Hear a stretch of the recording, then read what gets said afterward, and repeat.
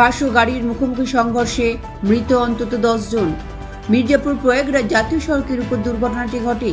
কুম্ভে পুণ্য স্নানের জন্য যাচ্ছিলেন তারা। গাড়িটিতে ছত্তিশগড়ের বাসিন্দা 10 জন যাত্রী ছিলেন। দুর্ঘটনায় সবারই মৃত্যু হয়েছে বলে সূত্রের খবর। জখম হয়েছেন আরও 19 জন। আহতেরা রামনগরের হাসপাতালে চিকিৎসাধীন। বাসের ধাক্কায় দুমড়ে মুচড়ে গিয়েছে 4 চাকা গাড়িটি। শুক্রবার গভীর রাতে দুর্ঘটনাটি ঘটে। দুর্ঘটনাগ্রস্ত বাসটিতেও ছিলেন পুণ্যার্থীরা। কুম্ভে পুণ্য স্নানের পর পুণ্যার্থীদের নিয়ে মধ্যপ্রদেশের রাজগড়ের দিকে যাচ্ছিল বাসটি।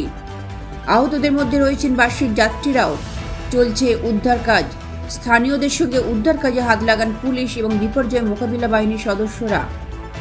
উত্তরপ্রদেশের মুখ্যমন্ত্রী যোগী আদিত্যনাথ অত্যন্ত দ্রুত ঘটনাস্থলে আধিকারিকদের পাঠিয়েছেন।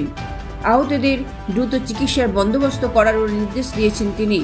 তবে কিভাবে এই দুর্ঘটনা তা এখনো স্পষ্ট নয়। ব্যুরো রিপোর্ট, লটারি সংবাদ।